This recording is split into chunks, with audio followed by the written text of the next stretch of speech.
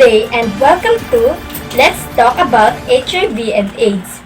I'm Erica. And I'm Freya. As we celebrate World AIDS Day every 1st of December, we are going to talk about HIV and AIDS. It's an opportunity to us to be part of the people worldwide to unite in the fight against HIV and AIDS, and to support people living with HIV and to commemorate those people who have died because of AIDS-related illnesses. So partner, what is HIV and its causes? HIV and AIDS is sexually transmitted infection. HIV or human immunodeficiency virus is the virus that attacks the body's immune system. Untreated HIV can lead to AIDS or acquired immunodeficiency syndrome. You can get HIV from contact with infected blood, semen, or vaginal fluids. Most people get the virus by having unprotected sex with someone who has HIV. So another common way of getting this virus is sharing contaminated drug needles with people infected with HIV. So partner, what are the symptoms? Within 2 to 16 weeks after infection, you may experience flu-like symptoms such as fatigue, fever, swollen lymph nodes, headache, loss of appetite, or skin rash. During this period, the immune system is learning to recognize HIV. Primary infection refers to the 6 months after infection. So partner, what are the treatments? There is currently no effective cure. Once people get HIV, they have it for life. But with proper medical care, HIV can be controlled, such as the antiretroviral therapy or what we call ART. The drugs do not kill or cure the virus. However, when taken in combination, they can prevent the growth of the virus. Because of this, the T cells of an individual will increase, wherein the T cells is the one who fight the opportunistic infections. So, how to identify if it is an HIV or AIDS? If it is AIDS, the CD4 or T cells of an individual is below the normal value and there is 2 opportunistic infections such as gonorrhea, genital warts, and other infectious diseases. And if it is HIV, there is only one opportunistic infection or there are no symptoms and the T cells of an individual is low, that will be considered HIV. So, can AIDS will become HIV again? Yes, because of antiretroviral therapy, the T cells of an individual will increase. So the opportunistic infection will be treated depending if it is considered virus or bacteria. And also, aside from this lifelong disease and effects to the person's immune system, there are other ways that HIV can make a person's life difficult. Do you mean the stress, sadness, anxiety, stigma, and discrimination to their family because of HIV? Yes, partner. That's why in our next section, we have guests that will share their experience living with HIV. Now, we will interview infected people on how they got this HIV or AIDS. Hearing their experiences will raise awareness to prevent the attainment of this kind of virus. We can understand more about the causes, symptoms, stigma, and discrimination they experience because of HIV. They are not going to share their names. Their identity was anonymous. That's why we provide their AKA names. Let us first hear the experience of a person who acquired HIV infection because of sexual abuse. I'm Brittany, 19 years old and a college student. One day, late na akong nakauwi from school. And it's just because some stuff on the school needs to be done immediately for our group presentation for tomorrow.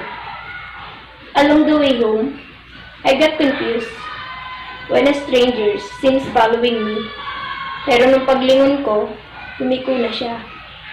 Nasa kanto na ako ng street namin when I noticed that the man is still following me. And it's the time nagtakot na ako. I plan to run, but it's too late. It's past 11 p.m. There's no one sa street namin.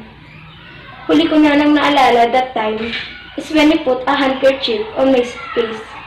And suddenly all things black out. I just wake up sa sobrang madumang lugar without my underwear. I never forget that day. My mom helped me to file a case para pagbayaran ng taong yun yung ginawa niya sa akin. Pagkatapos ng 6 na buwan, I noticed na parang laging may masama sa pakiramdam ko. Nagsusuka, nilalagnat pa ako noon, and I plan to go for a checkup. That time, all things suddenly fall into pieces nung sinabi ng doktor na positive ako. At first, I thought I'm pregnant, but I'm sure I got my last menstruation last week. And I was shocked when the doctor clears it na I'm positive, not because of its positive pregnancy, but an HIV positive. Thank you for sharing your awful life story narration, Miss Brittany. Now, we have 2 questions to ask. Question number 1 is, how was your life being in total pain, being raped and then diagnosed with HIV? How did you go through your life? Some people say that I should forget it because for them, it's not a big deal. And I am not just the one who has the worst experiences. But I didn't listen to them because for me, who they are to say that. They didn't know how much pain I have. Yes, I've been raped by someone. And because of that, I have been diagnosed having HIV. I live a miserable life, thinking it every night, but I still choose to continue my life. It's nice to hear, Miss Brittany, that you are not driven by the judgment of the people around you. You are really a strong person. The next question is, what do you feel when people see you as a failure by having HIV disease when you know that you don't want it in the first place and you are just a victim of rape? At first, I am so upset before I believe them that I am just a failure. It feels like nobody wants to be with me again because of my disease. They see me as a dirty person, but I realize that it is not my fault and I am just a victim here. I know who I am and not driven by society's judgment. Yes, indeed. You are not driven by society's judgment again. And Miss Brittany, always remember that you are not a failure. Having an HIV disease is not a basis of being a failure. Always remember that. After hearing that experience from Miss Brittany, let's go to another HIV positive patient. What about those people who love to go to the bar and enjoy, without knowing that their health was in danger because of the person they met along? Let us hear the experience from AKA Kin, who gets the HIV infection from a one-night stand in the bar.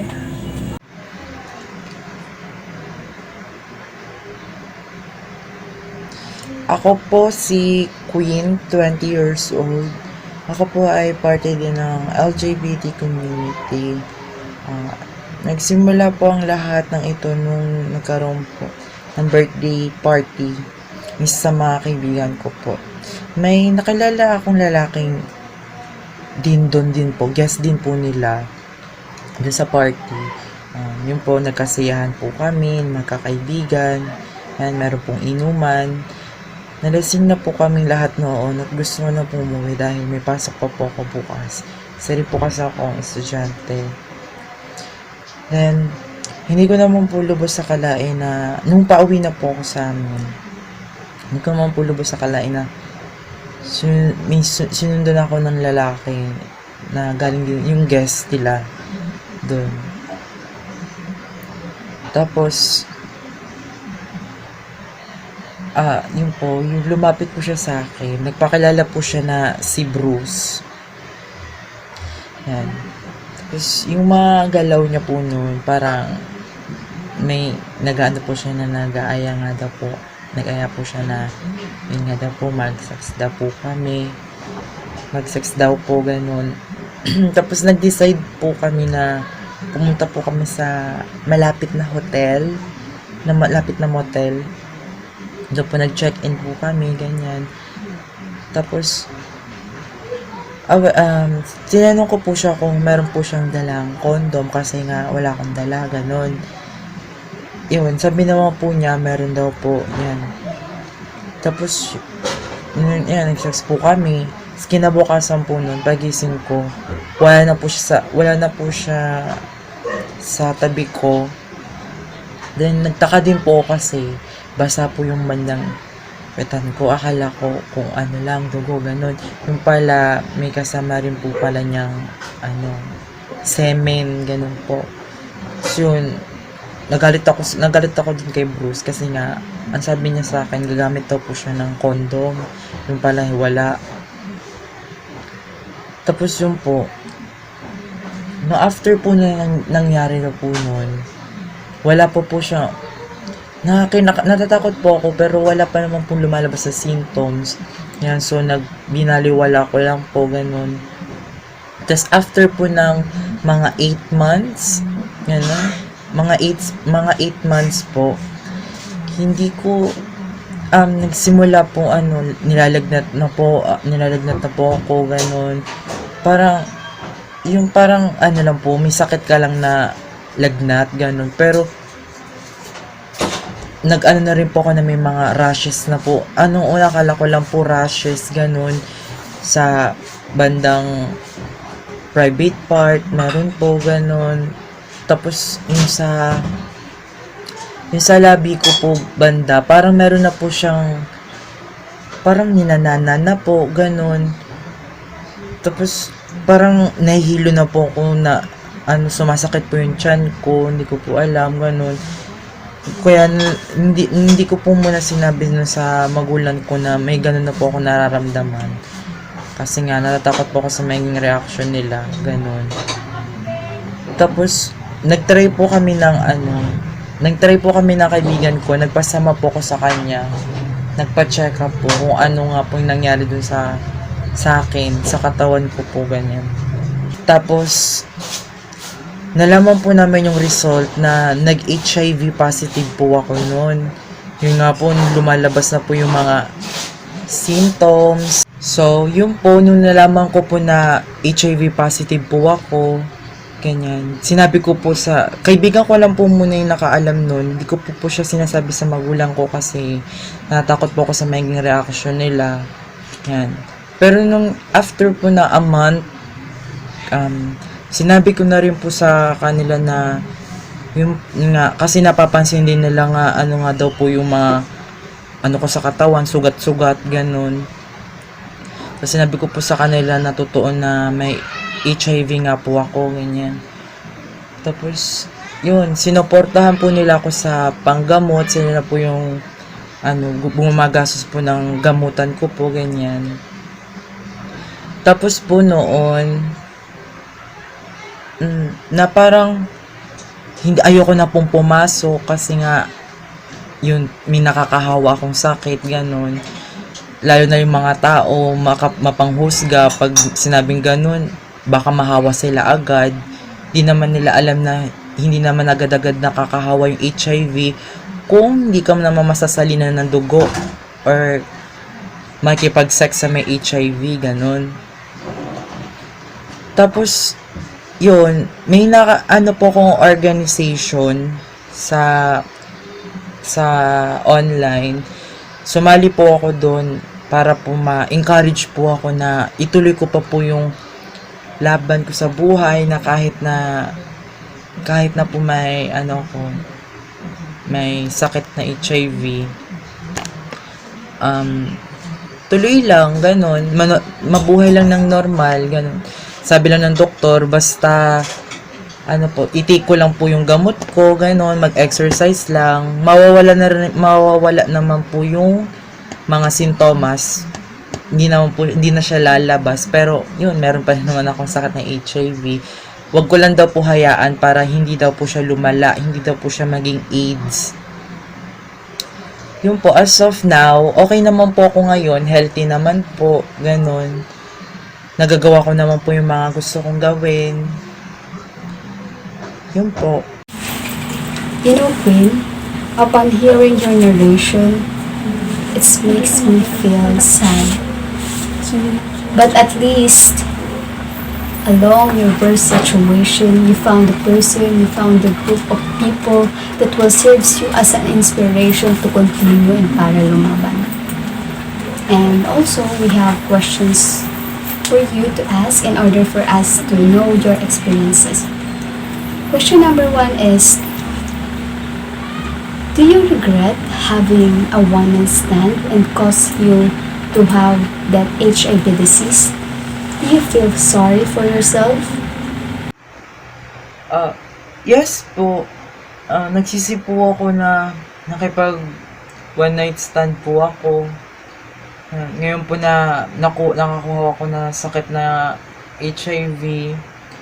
Parang, yun po, parang gusto ko na lang po mawala. Hindi ko na, dahil naisip ko kung ano sasabihin ng ibang tao, kung tatanggapin ba nila ako.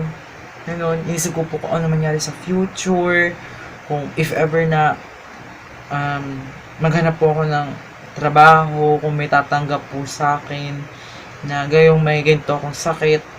Ganun po. I understand you, Queen. If I am in your situation, I also regret it, especially when I know that I made that choice or that decision when I'm drunk. But yeah, it happens and we can't do anything about that but to accept the consequences that didn't happen. And we have another questions for you to ask. The time you found out that you're an HIV positive, what is the first thing that comes out to your mind, or what is the first step you did? Nung nalaman ko na HIV positive ako, yun po, naghanap po kami ng kaibigan ko, ng gamot for this virus. But, yun, when we knew that this virus is not curable, na nawalan kami ng pag-asa, kaya nirecommend sa amin ng yun po, yung grupo na yun. Meron po isa doon na member, yung leader po namin, may nirecommend po siya sa aking doctor, which is yun for, ano po siya, doctor po siya sa, yun, sa amin may mga HIV. Yun po na, yung, share ko po yung experience ko sa grupo na yun, na, yung panitilihin lang maging healthy, na kahit may sakit, laban lang. Kasi immune system yung kakalabanin nung aanuhin ng virus, atakihin ng virus. So, yun po, nag-ehersisyo po ako, gano'n. In-encourage ko rin po yung mga bago din po namin member, gano'n.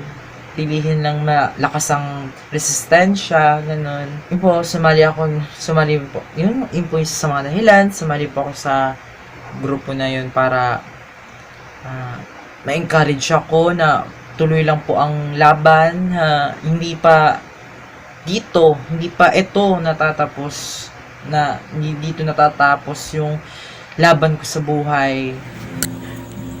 After hearing the experience of Kin, let's hear another experience from so-called born with this infection. We will get to know how hard to be an HIV carrier at a young age and get it since birth.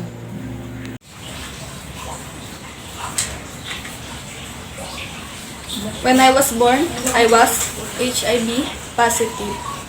At 5, I experienced symptoms of AIDS. My mom and I always visit the doctor when I was still a kid. I thought it was for the best, and I just know that I'm different from others. My parents told me na wag kong sabihin kahit kanino, and I obeyed them. They confessed to me in my early teens that I have AIDS. They want to protect me from stigma and stereotypes. I never told anyone. They said that having AIDS is like a death sentence. When you have this, you're going to die. But I'm thankful that I have access to marine medicine and will be able to live a normal life. Thank you for sharing your uncommon experience on having this HIV infection, Miss Terry. We have two questions for you. Question number one is, what did you feel being able to live but having this disease? Did you suffer a lot? When my parents told me that I have AIDS, I didn't know much about it. Akala ko hindi na ako magtatagal sa mundo. I feel miserable. My parents are blaming themselves kung bakit nangyari ito sa akin. I don't know the whole story, but I never get mad or blame them.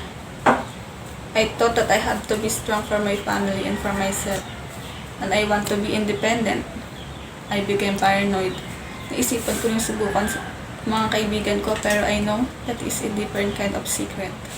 I ended up being quiet about it. I suffer a lot and alone. Indeed, it's really hard to be in your situation, but at least you have your parents beside you that guides you and loves you and be there along the way of overcoming that kind of situation. So, our next question is, after you know that you have HIV, is there any emotional impact to you? Is there any changes about you? I felt guilty and ashamed of myself. Why me? I feel so hopeless and depressed. I developed extreme anxiety and fear. It's like I'm having difficulty trusting others. I also experience social withdrawal. I still have this mentality that no one would ever accept me besides my family. I never open to anyone. Having this HIV infection is really hard, Miss Terry. It deals with many emotional impacts, but at least you overcome that all. I just want you to know that I adore your braveness. You are a strong person at a young age.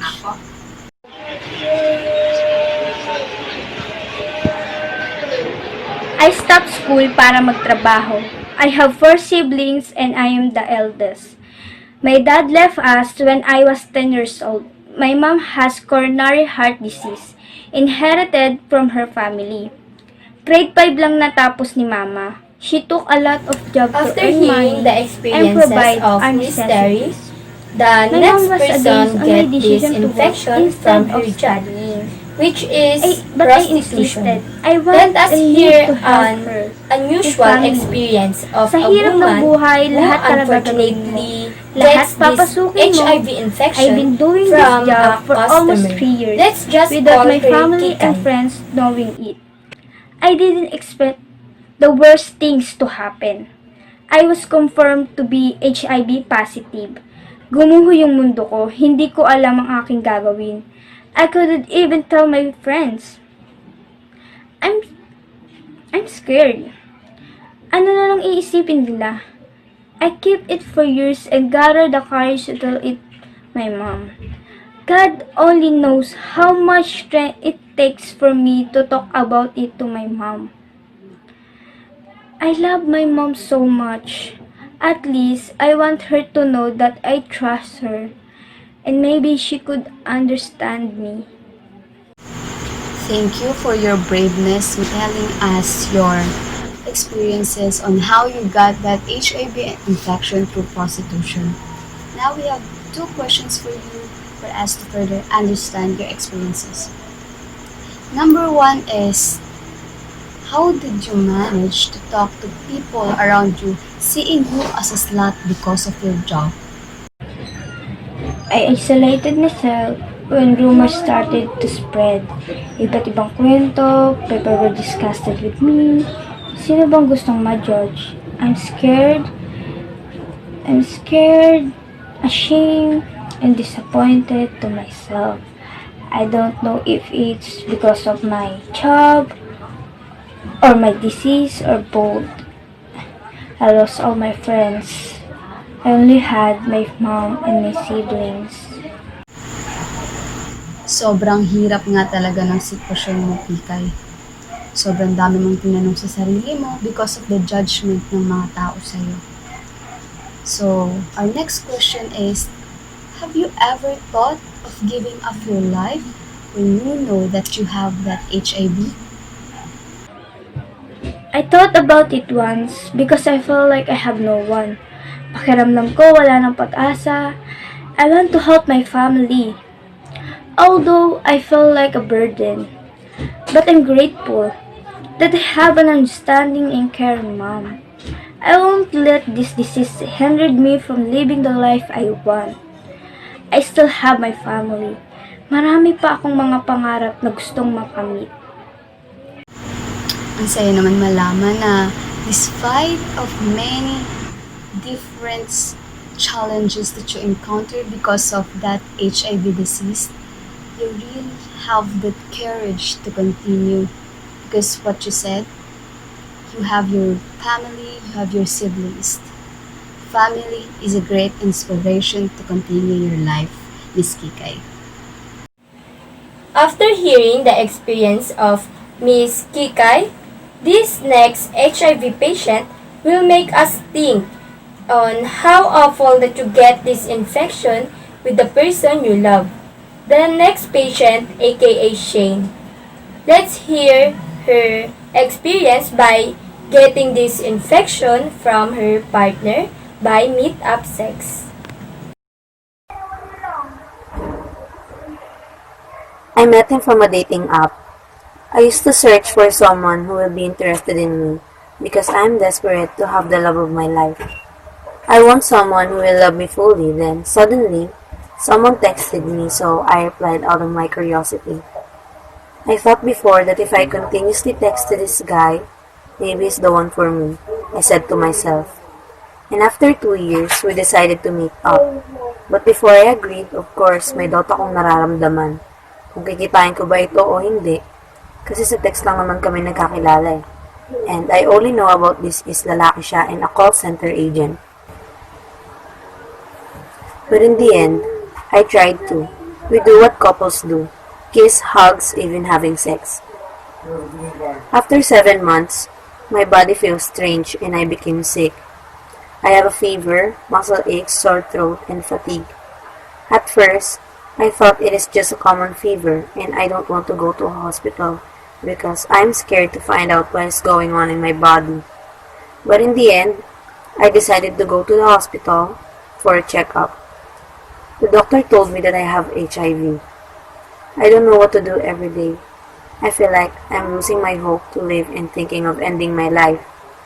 After I told him that I get it from him, he didn't show up for a few weeks, and that makes me want to end my life more because of that. I realized that I should be careful before I decided to do something like that. Especially, I just met him through social media, but then it happened, so there's nothing I can do but to fight against this disease.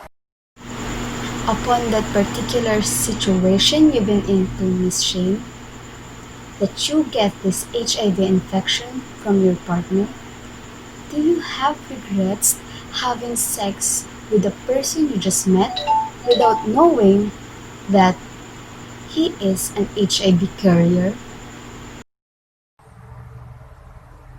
Yes, I regret it after knowing that he had HIV.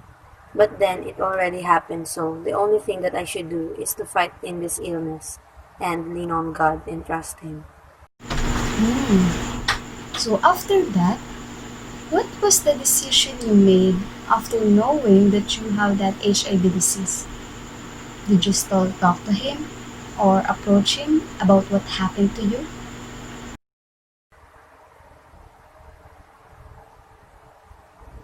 I still talk to him because it's not only his fault and he doesn't know that he is one of the carriers.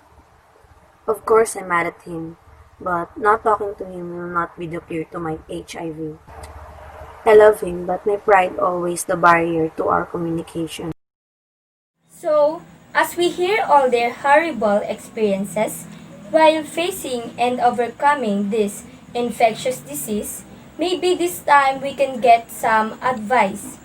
It's a great help to hear advice from those who experience to be in this kind of life.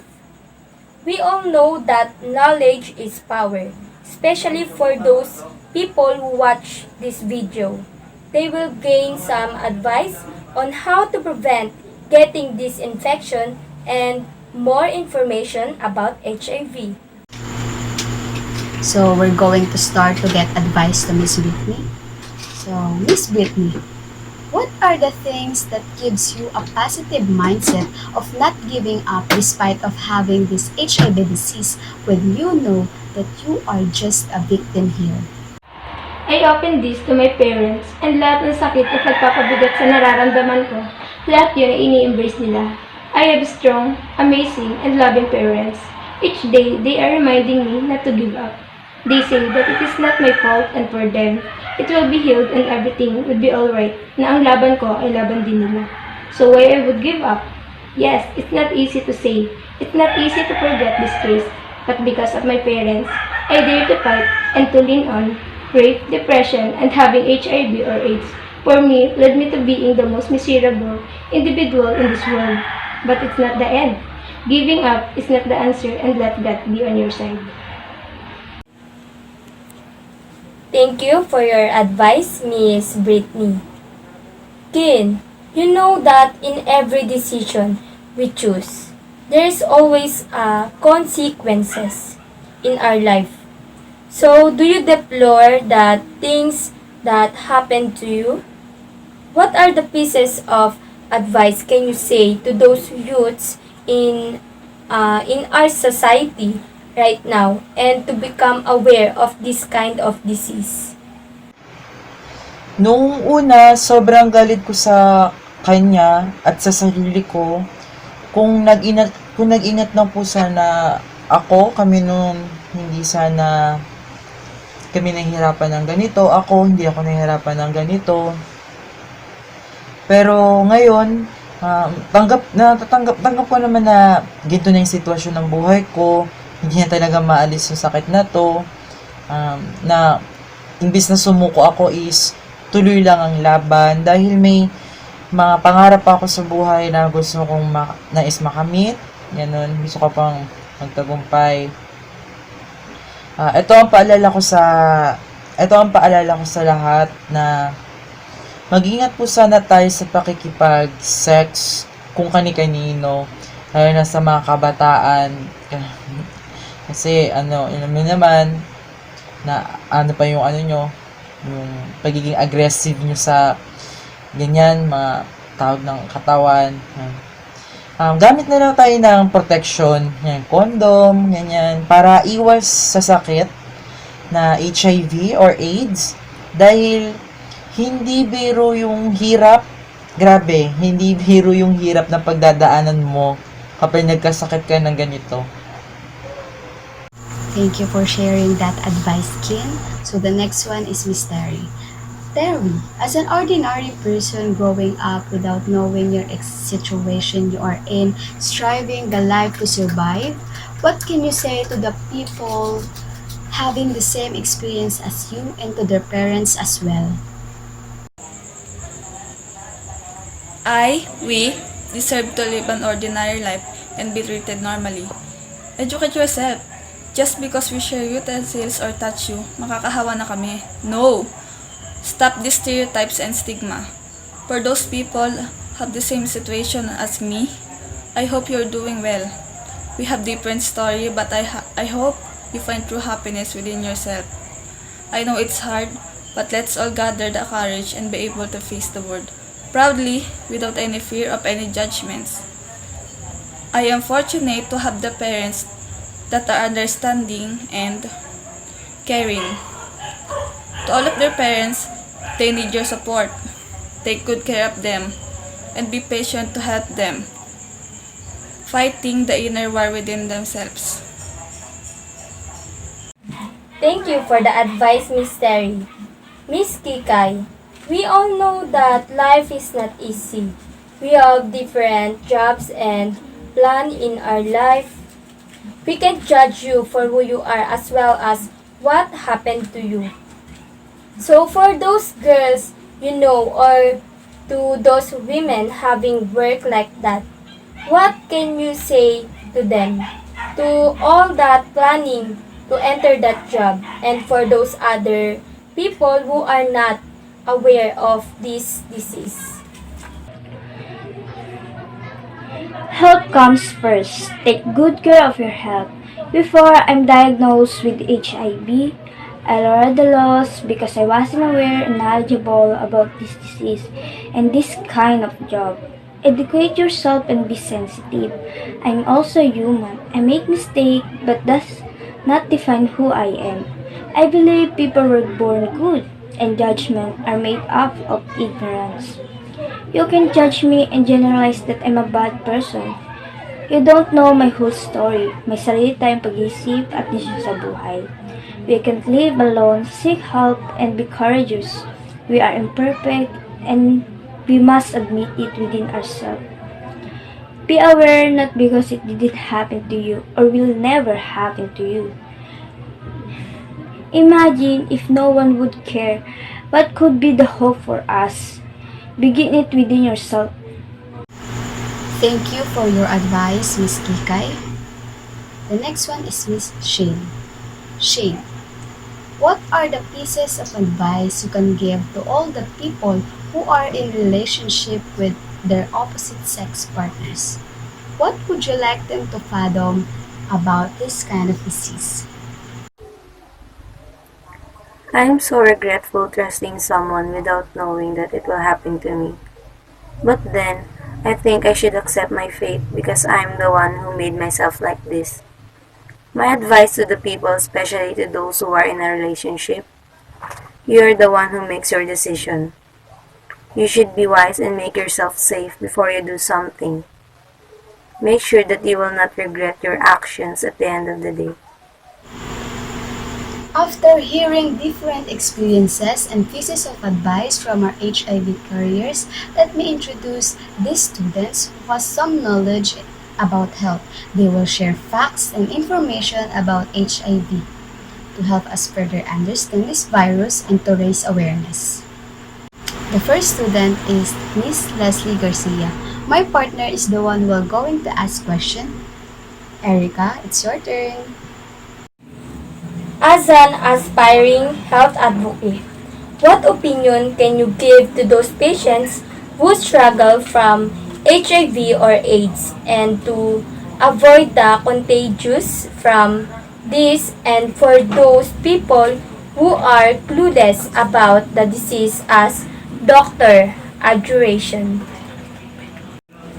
So, Miss Leslie, as a true believer of your dreams of being a future doctor for people who are in needs, based on your research and present knowledge, what do you think are the main reasons why people get HIV or AIDS infection?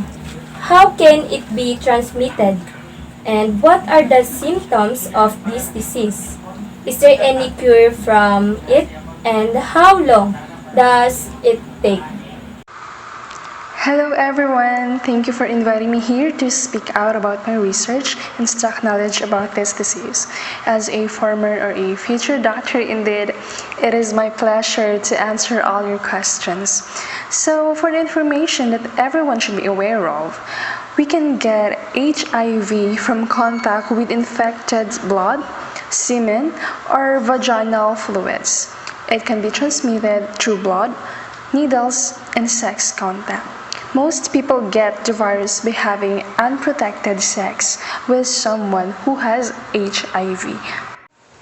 The symptoms must lead the patients feel a rapid weight loss, recurring fever or profuse night sweats, extreme and unexplained tiredness, prolonged swelling of the lymph glands in the armpits, groin or neck, diarrhea that lasts for more than a week, sores of the mouth, anus or genitals, and pneumonia.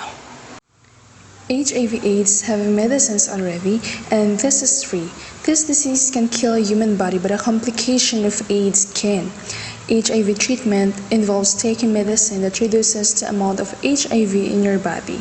HIV medicine is called antiretroviral therapy, ART. Most people can get the virus under control within 6 months. And remember that taking HIV medicine does not prevent transmission of other sexually transmitted diseases. Start treatment as soon as possible after the diagnosis.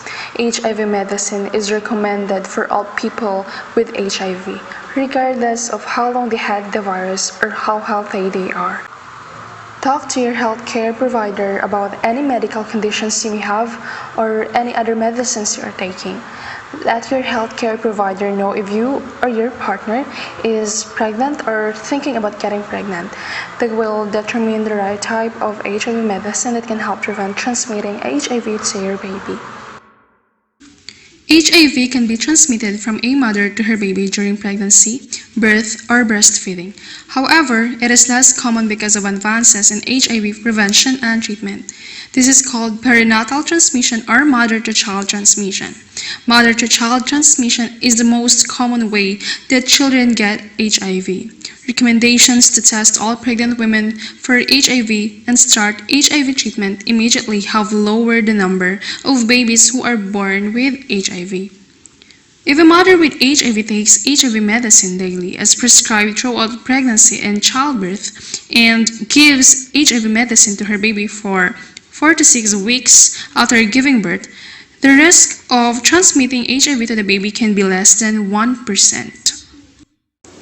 An undetectable viral load is where antiretroviral treatment, ART, has reduced your HIV to such small quantities that it can no longer be detected by standard blood test. People living with HIV who have undetectable viral load cannot pass HIV on through sex. Being undetectable does not mean your HIV is cured. Detectable viral load. So when viral load is detectable, this indicates that HIV is replicating in the body. If the person is taking HIV treatment but your viral load is detectable, the treatment is not working properly. There may still be a risk of HIV transmission through sexual partners.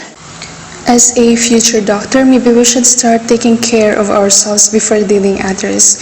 A normal CD4 count ranges from 500 to 1,200 cells a cubic millimeter in adults and teens. In general, a normal CD4 count means that your immune system is not yet significantly affected by HIV infection. A low CD4 count indicates that your immune system has been affected by HIV and or the disease is progressing. So take your meds, eat healthy nutritious food, exercise, a blood work done, and see an infectious disease or HIV specialist as instructed. Quit everything that can harm your health like smoking, illicit drug use, and everyone should practice safer sex. Enjoy your life in a way only those of us who have been confronted by our vulnerability and mortality can do. Your life is not over. You get to start living, and please don't give up. After that recommendation, advices, and tips from Ms. Leslie Garcia, she will now share to us Republic Act 8504. Ms. Leslie, how did you know this Republic Act 8504 and what it is all about? I know this Republic Act because I did a research also from the professional people I've met, so maybe this law can help the society we are surrounding.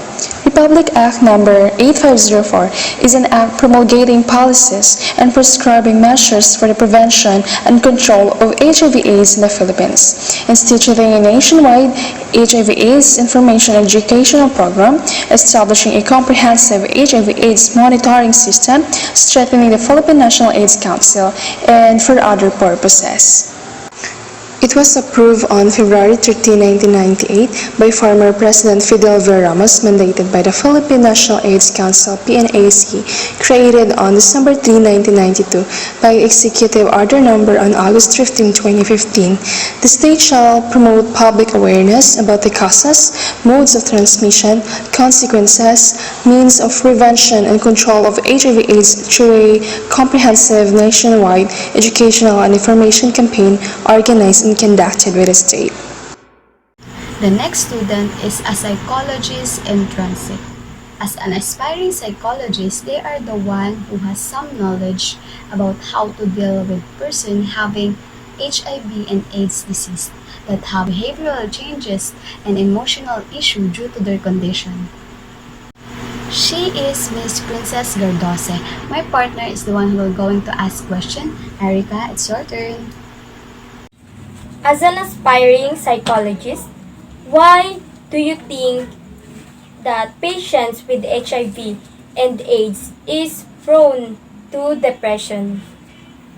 As a aspiring psychologist, ma'am, I learned or we learned that illness, stress, and social problems often cause of depression to develop. For example, ma'am, the physical effects of HIV disease or human immunodeficiency virus, which attacks the immune system. On the other hand, the immune system fights the infections and diseases in a person's body. Over time, ma'am, HIV weaken person's immune system. So I must say that it has a very hard time fighting diseases. Either physically or mentally fighting can trigger depression too. There's an experiencing a number of significant losses in life in a short period of time that can also trigger a depressive episode. Remember, people, when the patient is depressed, he or she does not want to be treated. They don't need a treatment. They need motivation, not treatment. Having HIV or AIDS does not define how long will you live. So, to all victims of HIV and AIDS, just hang on and fight for our lives. It was a good information for everyone, Miss Princess. After that, what do you want to advise for those people who are suffering from the judgment of other people that causes to affect their mental health? The first time I heard of AIDS was about a gay who got this. The mass media was referring to it as a gay plague or even as a gay cancer. Ma'am, imagine how harsh it is for him and for all the LGBTQ community. So, the aim of mental health is to reach their full potential and make a satisfying life. The best advice I can give is we need someone to lean on, to support us on what we're doing and experiencing. The first one is God, the one who created us. Kahit hindi natin sabihin, alam niya na may pinagdadaanan tayo. Nandyan siya para gabayan tayo at iligtas. Second, our family, the foundation of all relationship and the one who can help us to lift us from darkness. And lastly, our friends, our true and only friend, the one who can sit beside us, sumama sa atin through ups and downs, kasi alam nyo, pareho sa inyong dalawa na kahit anong mangyari magkaibigan pa rin kayo hanggang dulo, right? And always remember this, people. Mental illness does not discriminate against us. So why should we? That's all I can say, ma'am. Thank you. Thank you everyone for participating. We're hoping that all our viewers will get some knowledge because our goal is to raise awareness about HIV and AIDS. Right, partner? And also, this might be the eye-opener for every one of us about HIV and AIDS.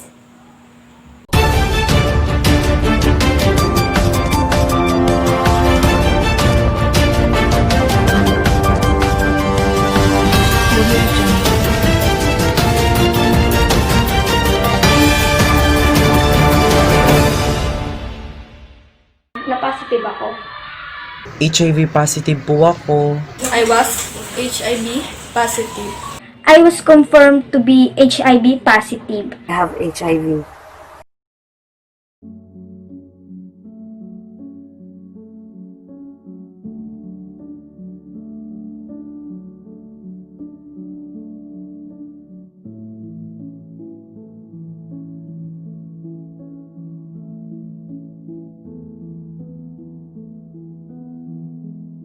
Teenagers look carefully, just embrace the world joyfully, oriented by everything locally to avoid disappointments woefully. All people don't forget. We don't know whom the target. Our country don't have enough budget. Just be curious and have quest using your own gadget. There is a disease around the world, try to kill people, even young and old. Youth is an enormous one mature should behold, health professional advocates people and uphold. Don't be quiet if you have an illness. You don't have to hide and be intolerantness. Be wise. Don't be afraid. Fight for righteousness. You're a human, and everyone should help in their willingness. Acquired immunodeficiency syndrome harms our entire body. A large number of protein called antibodies. We should not act like we don't know anything and just be somebody. Acknowledge people to be aware and everybody. Human immunodeficiency virus transmission. Blood, needles, and sex contact are managed with education. Getting a touch and making love is your decision. Being aware of this virus to avoid feeling like your mind in confusion. My friends, I hope they will remain staying at my home until I lose the pain. And I promise drink and take regularly my medicine even if it's impossible and the healing is uncertain. They look down at me, even the people I used to be with and play. They blame me for this situation. It's not my fault anyway. Bring up the past, what I want to throw away. Even in this kind of situation, I still want to stay. Giving up because your immune system fails? You don't need to explain all the details. We will support you and still send you emails. Be strong, keep your chin up, and let yourself prevail. Don't be depressed if you are infected. People are blessed and unperfected. You don't need to narrate all and should elaborate them. Professionals are here to support situations that are complicated. Not saying you don't know anything, you must have to do and choose the right thing. Learn and make research about everything. Be aware and don't ignore to avoid heartaching. Understanding ourselves is the best thing on doing others. Fighting the darkness through the light with the help of our mothers. The complication of HIV or AIDS can affect the worst. Be aware. Be aware of HIV and AIDS. Be aware. Be aware of HIV and AIDS. Be aware. Beware of HIV and AIDS. Be aware.